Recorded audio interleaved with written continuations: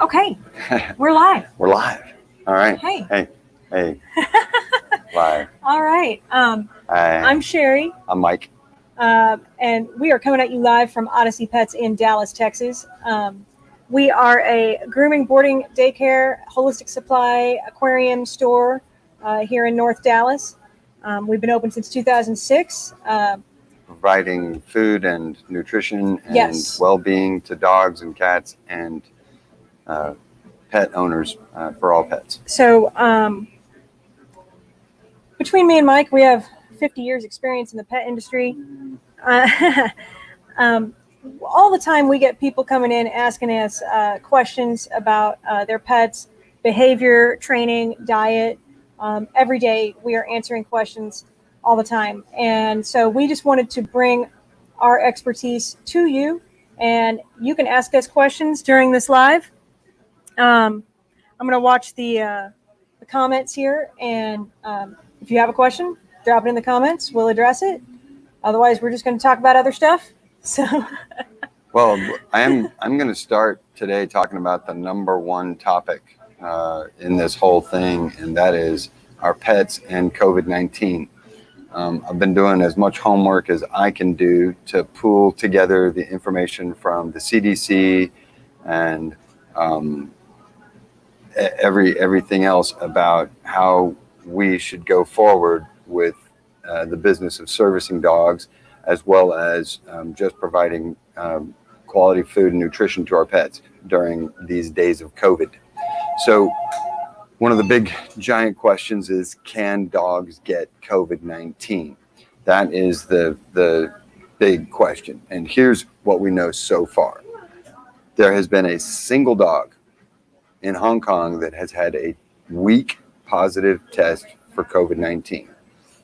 As of today, there have been 2 cats in the New York State area that have tested positive, as well as the tigers at the Bronx Zoo that tested positive for COVID-19. So we know that animals can definitely get COVID-19.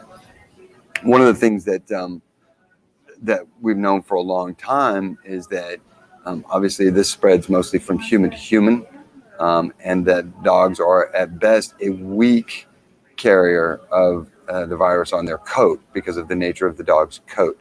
That doesn't mean that if somebody didn't sneeze COVID all over their dog in a big, heaping sneeze or cough, that their dog wouldn't be at least a hot zone for a while. I will say this. I had a veterinarian tell me that COVID, the coronavirus, is a lipid based. It's surrounded by a layer of fat, and that's why soap can kill it really easily. And dog's fur is porous, and it doesn't like to stick on porous surfaces. So transference onto dogs back to us just as a surface is not a great place for the virus to live. That being said, if you coughed all over your dog and you had it, and then I touch it right after, I would think that there's a good chance we would get it. But as far as dogs getting the coronavirus, I don't think there's been. It hasn't just been one. One so far. And here's the thing: according to the WHO, the coronavirus spreads human to human in close contact via the nasal oral pathway. And as of now, there's no evidence that pets can get coronavirus from their humans. However, we think that is old information, and that they're now going to have to pretty much say that it is most likely the cats in question got it from their owners, because in at least one incident, and this is just one incident, where a human tested positive prior to the cat testing positive. Now, the good news in this is that the pets seem to have no ill effect whatsoever, like mild respiratory symptoms, and they have definitely all recovered or are recovering well with no. The big question is, can they pass it back to us? Which the news this morning said no, but they're also saying, caveat, we don't know. Theoretically, it is possible. A dog could conceivably lick your face and give you coronavirus. They're not saying that's impossible. And I am inclined to agree with that statement, that it's not impossible. That doesn't mean that it is going to happen. It just means They just that it haven't is in the proven it realm yet. of possibility. Yeah.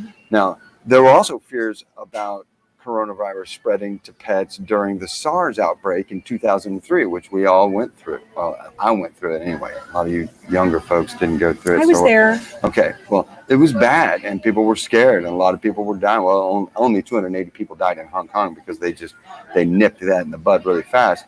And it is true that dogs and cats can get coronaviruses, right? Isn't distemper? No, wait, not distemper, isn't? I think there's other ones, perhaps parvo, or the Yeah, I mean, bordetella, perhaps. They is can a get corona- viruses. I'm not It's sure just which different one. than the viruses That's right. we get. And there's a lot of different kinds of coronaviruses. We give our dogs the bordetella shot so they can go to boarding and daycare, because that is a transmittable disease, dog breath to breath, which is kennel cough. We've all heard it called kennel cough. That's a very similar effect, and dogs get a really bad hack, and it goes on for weeks and weeks. And usually almost all dogs recover from that particular virus without too much trouble. There's other diseases that are much worse in animals, like distemper and obviously rabies and the other things that we vaccinate against. So can dogs get a coronavirus? Yes, they can. But generally not COVID-19, at least up till now. The Hong Kong chief veterinary surgeon said the strains that cats and dogs typically get don't cause respiratory problems. So, should I quarantine my pet? That's a good question. This is only beneficial to test how animals are affected by a newly found disease, not in common situations. So, many pet owners in central China are actually getting tiny little face masks for their dogs, and they're actually saying that may be doing more harm to the dog, because dogs need to breathe freely, right? They regulate their temperature through their panting, and if you cut that off with a mask, then all of a sudden your dog is going to start, suffering some problems from that. So that's pretty much something we shouldn't do.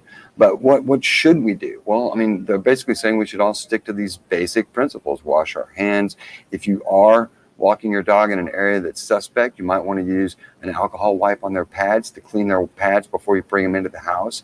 If they've been walking in a building or in another place where you think it's possible that they've come in contact with it. Otherwise, bathe your dog and bathe it carefully. I will say that after, because we come to work every day still, because we're an essential business. When I come home, I wash my hands before I even touch my dogs. Right. But yeah. Now, in addition, the CDC is recommending that we don't allow our pets to come into contact with other humans or other animals outside of the household. Well, that's going to be nearly impossible, especially if you have a dog that requires intense grooming or the animal could suffer. And so there are ways to groom, at least within some relatively safe guidelines that we have established, where there is no contact between, it's a contactless transition of the dog, much the way the vets are doing it right now. It's a contactless transition. So we have a playpen set up. We're being as careful as possible, and we're not grooming as many dogs per day as normal. We've cut it way down. And so we're booked out to almost till June now. But and these are all special cases. These are people who have to have it. But we have a playpen set up. They bring the dog in. They remove collar, leash, harness, whatever they have on them. So we aren't touching that.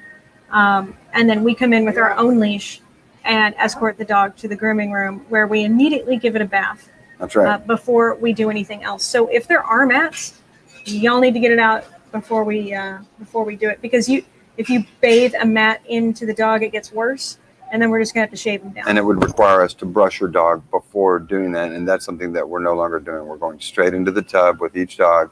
That's why it's kind of like a one at a time situation, and then once they're in that situation. And the dogs don't have contact with each other. And we are sanitizing kennels after each and every dog goes into them. So, and the tables too. So, I just wanted to say real quick, if anybody has any questions that they would like us to answer, you can drop it in the comments. I'm watching the comments. If you have a question about anything, we're just talking about COVID and pets right now because it was on the news this morning. But right now it looks like just cats can get it.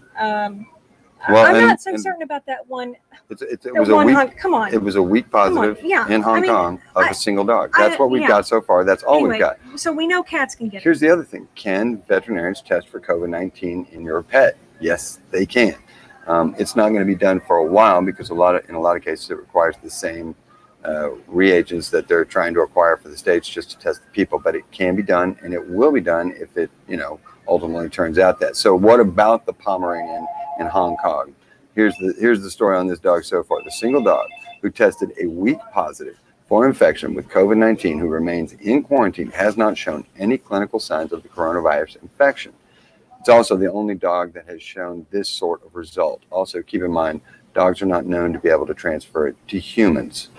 They are not known to be able to transfer it And to that's humans. what they were saying about cats too. That's the big question. Like, can the cats transfer it to humans? And they're saying no, but we could possibly give it to them. That's right. So again, this just comes back to hand washing, wearing masks, making sure that you're covered while you're dealing with a dog, and then making sure that you do it the right way. So, hey, that I think that's good information. I think that really helps. It helped me out to kind of put it all together into one place. Like, I so still that we kiss my can dog see. in the face. I'm not gonna like wear a mask and gloves and pet my dog. Let me back up here, okay? We're talking about in our grooming salon, we wear masks and gloves while grooming the dogs. Okay, Yeah, and glasses. I'm not safety saying glasses. your dog at home. That's right. Okay, I still kiss my dog in the face. So, okay. Anybody have any questions? Any questions at all? What's going on at your house with your dog? Is your dog bored? I mean, what's happening? I've walked my dogs more than I've ever walked them ever before. Well, it's beautiful outside, but Today's a good day. Good day to take dog for a I walk. do want to ask if any customers are watching, or hell, you don't even have to be a customer. Send us your pictures of your dogs while you're in quarantine. We don't get to see as many dogs up here these days, and because normally we do daycare and boarding, and we're not doing that right now. So send us a picture. Message us on Facebook or email info@odysseypets.com. I think I'm going to take all the pictures and make like a nice collage or something. I don't know. Oh, what I'll get do your with dog it. in the collage. She makes Yeah. big collages with a lot of pictures on it. Yeah. That's her thing. So I don't know. Hey, Jessica's watching. We're doing good. Hi, Jessica. Hey, Jessica. Hey. And Nicole's watching. I don't know if she still is, but hey, Nicole. Hi, Nicole. Nicole, hi. Yeah. How's Ellie? We need pictures. We don't know. We miss everybody her. send your pictures to us. Yeah, I actually started a thing on Facebook. Oh, that's the other thing. Yeah. I started a thing on the Facebook called the Urban Safari, and this is really just what I want folks to just find. It's the Urban Safari of Dallas, and we'll post a link to it on this. I think there probably is one anyway. But you just request to join, and we're going to get It's you a in. Facebook group. Yeah, but what you do is the whole goal of the thing is to go out there and take pictures of all of the wildlife you see, right? Whatever's out there, including your dog in the backyard, Or even a spider or in your your dog house. in the house, or your cat in the house doing something really cool, or a spider in the house. Whatever it is, take the best picture of it you can, post it, talk a little bit about it, so we can start sharing all the crazy things we're seeing now that, there's really nothing to do but walk around and see stuff. I've had people report to me that they're seeing foxes in their yards. That's they're crazy. seeing ducks having babies in their backyard. Yeah, post it on Urban Safari. Yeah, the Urban Safari of Dallas should be. In fact, I've got a mission. There's some great things that people could go looking for. That's what a safari is all about. Like, what if you knew there was a place in Dallas where you could see an exotic parrot living in the wild right here in Dallas? And it really, well, a long time ago they did live in this region, but they've actually rehabitated the area, and it's the monk parrot or parakeet, Quaker parakeet. Also, they're called Quaker parrot, but they live in the White Rock Lake area. They nest on the fishery side of the lake. I guess it's the southwest side of White Rock Lake, and there is a nesting area where they nest in the transformers and they winter. And there are huge flocks of these beautiful green parrots flying all over. I've seen them as far north as Northwest Highway, and it's generally the same group. So it's a really amazing group of parrots, and you can spot them, and you can get really amazing pictures. Just take a peach and cut it up into pieces and throw it out, and they'll mob you. It's really. There's a lot of things to look for. We have a question that came in. Oh, question. Is it okay to give my 9-month-old Golden raw marrow bones? Will they chip his teeth? I've not seen a Generally, dog it chip is- their teeth it on is a safe, marrow yeah. bone. Because a raw one, they don't splinter. It's softer. Once you cook the bone, it gets harder and it can splinter. So raw bones are considered generally safe. 9 months old is a great age to give that to. There's no problem. I mean, my dog grew up on raw bones. He had raw chicken necks and raw bones when he was like 6 weeks old. So. And like anything, it's all about observation, right? You got to check your dog's teeth, see how he's doing with them. I mean, we've all heard the stories of dogs gnawing their way out of things and breaking their teeth off to do it. But generally, when a dog is chewing, they self-regulate, right? They don't chew too hard. They're going for the marrow. They're not so much interested in that bone as much as they are that juicy marrow on the inside. And so the bone is almost an afterthought. Now, they do clean their teeth really, really well. In fact, I would attribute the enzymes in marrow the meat, bone to some of the cleanest teeth I've ever seen on a dog. Yes. We have a 15-year-old cattle dog. I give him a raw bone at least twice a week, if not more. And his teeth look like he's 8. We've never had his teeth cleaned, and they look fantastic. And pearly white. We'll get a picture and put it up so you can see. I guess if I can get a picture of my dog's teeth. 15-year-old dog with pearly white teeth. He also eats a raw diet, and he's really healthy for a 15-year-old cattle dog. So. But I love raw bones. It is the best dental chew you could ever give your dog. Yeah, and I've got a really old dog that has a lot of hard chewing issues and really does chew mindlessly, then you might want to watch out for him breaking off his old teeth, especially if they're not in great shape. A young dog with teeth in good shape generally has no trouble chewing, especially, like she said, on those raw bones. I was going to say, if whenever you're introducing a new type of chew or treat to a dog, I do like to observe them to see how they deal with it, because every dog's different. They're like toddlers. They could choke on a Cheerio. So I also don't leave any chews unattended with my dog. Choke on a Cheerio. Yeah. Your dog can choke on a Cheerio. That's the measure of what we're dealing with. I hope that helped, Melissa. Nicole also has a question. Any tips for easing discomfort or symptoms of UTI in dogs? Ellie has started antibiotics, but are there any other tidbits that we should know? Okay, let me address the antibiotics first. Hold on, what was the question? I got interrupted. Any tips for easing discomfort or symptoms of UTI in dogs? Ellie has started antibiotics, but are there any other tidbits that we should know? Oh, definitely. So, let's address the antibiotic thing real quick, because a lot of dogs are on antibiotics for different reasons. It destroys your gut flora, and us too. So whenever I use antibiotics, I also give my dog either goat's milk or kefir that have a lot of pre and probiotics in it. So it helps that gut flora rehab itself, and thus helps the immune system too. There is some, Super Snouts has a really good urinary support product. Yeah, it's like a dried cranberry and some mushroom, I think, in there that does seem to have some beyond anecdotal support for urinary infections. Obviously, the antibiotics are the first course, and then after that, it's it's putting her back into a healthy state, and that it's got to be fluid. I mean, how much water can you get your dog to drink? That's the other thing. If you're feeding a dry food, they are not I don't drinking. think they are. Well, but a lot of people are. But yeah, I mean, just then water, you want to add water to the kibble, or you can add the goat milk to the kibble, or bone broth, some type of moisture to the dry food, because they don't drink enough water. Yeah. I would also make sure that you're using filtered water.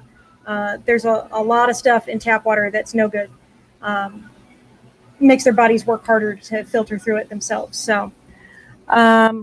It's tough though, in Ellie's case, this is a bulldog, right? So she can't just go to like a specific diet. She has already got diet. She's dietary compromised dog. She has issues already. So Nicole has to feed a special diet. So it's not like I can say, oh, give her this or that, and it's going to help. It's like they have to really watch bulldogs what they are prone give her. to a lot of issues, so actually. So. But I think that definitely following the guidelines of the vet and just making sure that whatever foods they're recommending for you at least have meat in them. I mean, because there's got to be good sources of meat. I wonder if is there a canned food rather than a dry food that she could eat? I know Ellie has issues, but I mean, I would choose as much moisture. If you had a choice between a can or a dry, I would go with the can, because it's not as processed and it has a lot more moisture in it. So.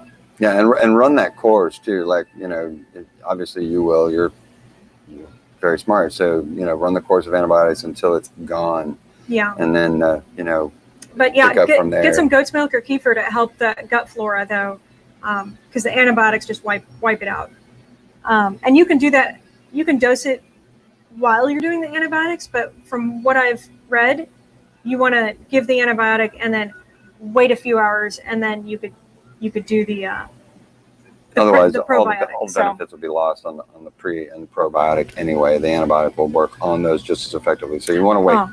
She says she'll look into a wet food for the bladder stone support. These are great tips. Thank you. All right, I'm glad we could help, Nicole. If anybody else Thank you for throwing us a bone. Yeah. If anybody else has any questions, drop it in the comments. We got about 10 minutes left today. And if you have any questions, after the fact, or if you're watching this in replay, you can email us at info@odysseypets.com. You can message our Facebook page. You can message our webpage. It all comes to me, and then we can talk about it next week. Also, I was wondering if there was a different time that would be better. Like maybe if we did this at 1 o'clock instead of 10 o'clock, y'all let me know. Lisa has a question. Are there any energy boosting supplements or vitamins I can give Mimi? Walking her more hasn't made her more energetic. Hey, Emily Pruitt just joined Urban Safari of Dallas. That's Welcome. Awesome. Post some cool pics. So energy boosting supplements. That's a tough one. I mean, I think vitamin B comes to mind first. But actually, that's a good point. I was going to say, walking your dog is a great energy boost. But she's saying that like she doesn't have a lot of energy. Is she overweight, Mimi? Mimi. Yeah. Oh, yeah, Mimi's definitely an older small breed dog, and she's got a great pillow that she sleeps on during the day, and she's really content. So I mean, older dogs are not going to have as much energy. I don't know how old Mimi is. I know that she's a low energy dog. I don't know. I would definitely. I mean, some dogs are prone to be more high energy than other ones anyway, but she's a really sweet dog. First thing I would say is make sure you're feeding a really good diet. If you're feeding a high carb diet, it's gonna weigh you down. It's like us eating a candy bar and then 30 minutes later we crash. Same thing with them. So if you're feeding like a low quality kibble that's low meat content and high carb, their body is putting all their energy into processing that and getting what nutrients they can out of it, and then they get tired. Yeah, carbs are the enemy for dogs. They are the major cause of obesity in dogs, which is one of the number one problems afflicting the dog today is obesity. And Mimi's not obese by any. She says she's 2 to 3 pounds overweight. She's around 8 years. Yeah. So she's in great shape, but she's not. Try to get the weight off. Yeah, but just slowly, like if you're opposed to switching foods, or you're already feeding a really good food, just feed less. And we've talked about it before on other conversations where we've talked about the carb calculator. There is a way to calculate the carbohydrates in your dog's food. There's several versions of this on Google. You can just Google dog carb calculator for food, and you'll get several options so that you can do the math and read the label on the bag of dog food. Remember that the first ingredient to the last is by weight. So the most of whatever's in the bag of food is. So if the first or second ingredient's corn, you're buying a bag of corn. It's no good. It's mostly those products, right? So we really throw that in the trash, man. We need to look at what we're feeding, and then do that calculation. And remember, dogs do not benefit from carbs. They can digest only a small amount of carbohydrate in their diets, and that's only because they're dogs. Even a true wolf won't digest any carbohydrate per se. Grains are carbs? Yeah, grains. Even the non-grains, legumes, all those have carbohydrate, potatoes, fiber, all those things have. Unfortunately, with dry foods, there has to be some type of a binder. And it's a carb. So it's a carb. All dry food. That's why we're huge fans of raw food. It's the most natural thing a dog can eat. Their bodies process it so much better. Even the frozen, lightly cooked meat-based products that are still 100 times better than a dry cooked. There is some, if you don't want to do the raw thing. We have lightly cooked options now. And they're frozen and they're totally safe to dispense. So it's almost like cooking at home. It's meat, a little bit of veg, and then all ground up, lightly cooked, and then it's frozen. So you can just defrost it and feed it, and It's amazing. It has a lot of good moisture in it. And it should take the pounds off if you got an overweight dog for sure. Yeah, the Atkins diet works phenomenal on dogs. I mean, it really is. You up the meat and the protein on the dog, and the weight just plummets. And it's just, it's the reverse. It helps so many other issues. It does. Like I had a dog that they're meat eaters. I had to do his anal gland. I had to get his anal glands done every month when I was feeding him dry food, and it was like a huge pain in the butt. I know I said this before. Yeah, it was a huge pain in the butt. But once I switched to raw, all his anal gland issues went away. And we're talking about a really old Brussels Griffon who's really, really small. Yeah.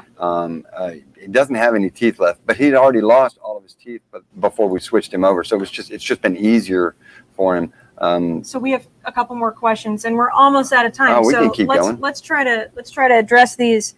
Thanks, Lisa. Thank you for asking. Lisa. I'll see you later if you today. Want to talk more about that, I know Mike's going to see you later. So, Do I have any follow-up questions? Can you reverse? Okay, Anna. Anna is asking, can you reverse dirty teeth with the bones as a? I think she's talking about the raw bones. Oh, I do the dental cleaning first as a treatment, or do a dental cleaning first. I rescued a 10-year-old Yorkie that has horrible stinky breath, and I'm terrified of putting him under for a cleaning. Dental first. Yeah, it's risky, but it's the only way to isn't really too old get for a small breed. I would probably get the dental out of the way. So you're starting fresh. Yeah, and then meaty raw bones. Give them raw bones or feed raw food if you can. There's more than anecdotal evidence, guys. There's strong evidence supporting this. It's not just a claim made by some health food concept out there for dogs. It's truth. It really is. It's pretty astonishing. If you want, I was going to say, if you want more information on raw diets and raw food, Dr. Karen Becker, she's amazing. Google her. She has a huge presence online. She is a holistic veterinarian. She's legit. Dr. Karen Becker. Also, if you haven't watched Pet Fooled is a documentary on Netflix. I think it's still there. Yeah. Talks about some crazy stuff that happens in the pet food industry, and also talks about raw food quite a bit. And Dr. Karen Becker is in that documentary. And then also Dr. Lou Olson, Lewolson. She has been feeding raw to her dogs since the 70s. She's written a book on it. It's called Raw and Natural Nutrition. It's extensive. She breeds dogs. She shows them. She's an expert, and she is a doctor of nutrition. So that is also another great resource.